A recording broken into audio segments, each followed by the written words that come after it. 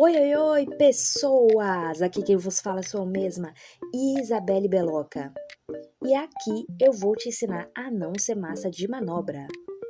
Mas antes de continuar, a gente vai entrar em um bloco muito importante agora. Mas antes, é importante lembrar que aqui no Nada Pode a gente vai trabalhar por blocos e por temas, para vocês conseguirem acompanhar melhor cada fase, cada assunto que a gente traz. Esse bloco agora começa a puxar mais para a vida prática. Porque tudo que a gente falou nos episódios anteriores sobre opinião, síndrome de protagonismo, vício, invalidação, não fica só na internet, não fica só na cabeça da gente. E isso tudo aparece na vida real. E em algum momento acaba influenciando decisões importantes. E uma das maiores para muita gente é o temido Enem. Antes de qualquer opinião, eu queria voltar um pouco no tempo. Porque o Enem que a gente conhece hoje não tem nada a ver com o Enem que foi criado lá atrás. Tipo, quase outro personagem, versão beta, sabe? Ele surgiu, em 1998, no governo de Fernando Henrique Cardoso, com o ministro da Educação, Paulo Renato Souza. O objetivo era bem específico, avaliar o ensino médio no Brasil. Não era vestibular, não dava acesso direto à faculdade, não tinha esse peso todo que tem hoje. Era basicamente, vamos ver como que tá isso aqui? Era uma prova com 63 questões e uma redação, focada em habilidades como interpretação, raciocínio e resolução de problemas. A ideia era simples, entender se o aluno sabia pensar ou só decorar o conteúdo. Ou seja, já naquela época, o Enem tentava descobrir quem realmente entendia e quem só ia no decoreba de última hora e fé em Deus. E isso não foi aleatório. O Enem foi inspirado em modelos de avaliação por competências, ou seja, não é só o conteúdo em si, mas a capacidade de interpretar, argumentar e aplicar o conhecimento na vida real. Por isso a prova tem textos longos, situações-problema, aquela leitura que você começa confiante e termina com o que foi que eu acabei de ler, e uma redação dissertativa argumentativa. A redação, inclusive, segue critérios bem definidos: domínio da escrita, capacidade de argumentação, organização de ideias e proposta de intervenção. Ou seja, não é só escrever bem, é saber pensar uma solução. Nada de, na minha opinião, tudo deveria melhorar. Tem que dizer como, né? E durante anos foi só isso. De 1998 até mais ou menos 2008, o Enem era usado principalmente como avaliação. Algumas universidades até começaram a usar como complemento no vestibular, mas ainda não era o principal caminho. Enquanto isso, o Brasil tinha um cenário bem diferente do de hoje. Para entrar na faculdade, você precisava fazer vestibular, e cada universidade tinha o seu. Era comum o estudante viajar para fazer prova, pagar várias inscrições e ficar emocionalmente destruído em várias cidades diferentes, e disputar vagas muito limitadas. Agora olha esse comparativo rápido. Antes você fazia vários vestibulares, hoje uma única prova pode te colocar em várias universidades. Antes o acesso era mais concentrado, hoje ele é mais distribuído. Não é perfeito, mas já evita um pouco daquele tour de sofrimento acadêmico. E aí começam as grandes mudanças. Em 2001 foi criado o FIES, o Fundo de Financiamento Estudantil. A ideia era permitir que estudantes fizessem faculdade particular pagando depois. Ou seja, você estuda agora e o seu eu do futuro que lute um pouquinho.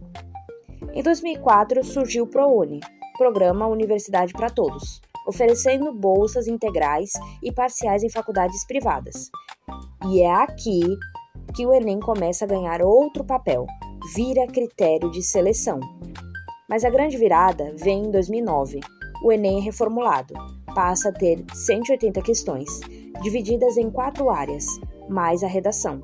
E aí sim começa o caos organizado que a gente conhece hoje, e vira de fato uma forma de acesso ao ensino superior. E em 2010 surge o SISU, o Sistema de Seleção Unificada. Você usa sua nota do Enem para concorrer a vagas em universidades públicas do Brasil inteiro. Pode escolher até 2 opções de curso e mudar de ideia umas 47 vezes acompanhando a nota de corte. E acompanhar a nota de corte que muda diariamente. Hoje, o SISU reúne centenas de instituições e já chegou a ofertar mais de 200 mil vagas em uma única edição. Nesse mesmo período, o FIES é reformulado e também passa a usar o Enem. Ou seja, tudo se conecta. Enem, ProUni, FIES, SISU. É tipo um universo compartilhado, só que em vez de heróis, são estudantes tentando sobreviver. Isso muda o cenário do Brasil. O número de estudantes no ensino superior cresce muito ao longo dos anos 2000 e 2010. E o Enem vira o centro desse acesso. Hoje, milhões fazem a prova todos os anos. Em 2023, por exemplo, foram cerca de 3,9 milhões de inscritos confirmados. Ou seja, não é só você que está surtando, é um surto coletivo organizado. E junto com isso, a prova também evoluiu. Ela passa a usar um modelo chamado Teoria de Resposta ao Item. E aqui vem uma curiosidade que muita gente não sabe. Não adianta só acertar muito. Se você acerta questões difíceis, mas erra as fáceis, o sistema entende que houve inconsistência. Ou seja, não é só a quantidade de acertos, é a coerência. Até a prova exige estabilidade emocional, olha só. Outra curiosidade, 2 pessoas podem acertar o mesmo número de questões e ter notas diferentes, justamente por causa desse modelo de correção. E mais uma, a redação vale até 1000 pontos. E é aquele momento que você vira filósofo, sociólogo, político e psicólogo, tudo em uma folha. E zerar a redação pode praticamente eliminar suas chances, mesmo com uma boa prova objetiva. Então, quando a gente olha para tudo isso, fica claro que o Enem não é só uma prova. Ele é parte de uma transformação maior. E eu falo isso com consciência, porque foi através dele que eu consegui entrar na universidade. Mas entender essa história também faz a gente perceber. O Enem foi mudando e o significado que a gente dá para ele também. E eu acho que é aqui que a conversa começa a ir mais além. Não é só sobre o que o Enem é, mas sobre como a gente vive tudo isso hoje. Mas me diz, Fabiola, o que mais te chama a atenção em tudo isso? Agora que eu entrei na conversa, Isa, e depois de tudo isso que você trouxe pra gente, sobre o FIES, sobre o SISU, sobre a TRI, modelos de correção, matérias, conteúdos, dá pra perceber que o Enem não é só uma prova simples, né? Ele é um sistema que organiza acesso, distribui oportunidades e, ao mesmo tempo, cria uma pressão enorme em cima de quem está tentando uma vaga. Porque quando a gente olha só para a estrutura, números de questões, formas de correção, tudo parece muito técnico, muito objetivo. Mas na prática não é assim que funciona. Por trás de cada inscrição tem uma história. Tem gente que estudou o ano inteiro, tem gente que começou atrasado, como eu, e tem gente que nem teve estrutura, mas mesmo assim tentou. E é exatamente aqui que a conversa começa a mudar. Porque entender o Enem não é só saber como ele funciona, é entender o impacto que ele tem na vida real, na forma como as pessoas enxergam o próprio futuro e nas oportunidades que conseguem ou não alcançar. E é sobre isso que eu quero falar com vocês.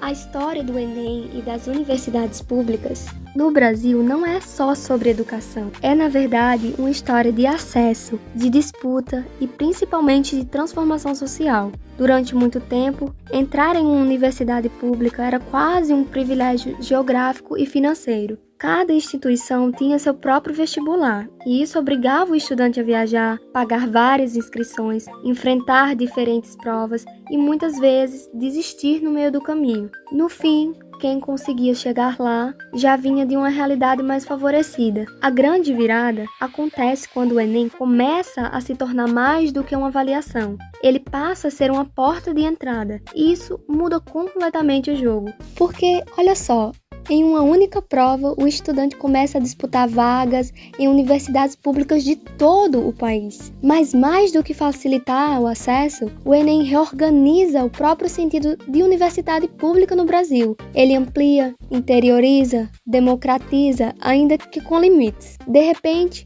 aquele aluno de escola pública, de cidade pequena, começa a enxergar possibilidades que antes nem existiam no horizonte. Só que essa transformação não vem sem um custo, porque junto com o acesso vem também a pressão. A ideia de que aquela prova não é só uma oportunidade, mas uma chance, uma grande chance. E isso pesa. Pesa emocionalmente, pesa socialmente, pesa dentro de casa. Porque não é só um estudante fazendo prova. É uma família inteira projetando um futuro ali. É uma geração tentando quebrar ciclos. E é aí que o Enem deixa de ser só uma política educacional e vira um fenômeno social. As universidades públicas, por sua vez, passam a receber uma diversidade muito maior de estudantes. Pessoas com histórias diferentes, realidades diferentes, trajetórias que antes não chegavam nesses espaços. E isso transforma a própria universidade. Ela deixa de ser um espaço distante e começa aos poucos a refletir um Brasil real. Mas é importante dizer, democratizar o acesso não significa eliminar as desigualdades, porque o ponto de partida ainda é diferente. Enquanto alguns estudam com tempo, estrutura e apoio, outros estudam com cansaço, com insegurança, com falta de recurso, e mesmo assim continuam. E talvez seja exatamente isso que torna tudo tão potente. O Enem não é perfeito. O sistema às vezes não é justo, mas ainda assim ele abriu caminhos. E mais do que isso, ele colocou em movimento histórias que antes estavam paradas. Hoje, milhares e milhares de pessoas são as primeiras da família a entrarem em uma universidade pública. E isso não muda só a vida de quem passa, muda a lógica de uma geração inteira, porque quando uma pessoa acessa esse espaço, ela não entra sozinha. Ela carrega consigo uma história, uma origem e muitas vezes uma responsabilidade invisível de fazer aquilo dar certo. E no final das contas, talvez a maior transformação não esteja na prova, nem na universidade em si, mas no que elas representam, a possibilidade de escolha, de ruptura e da construção de um futuro que por muito tempo foi negado para muita gente. E no final das contas, o Enem nunca foi só sobre prova.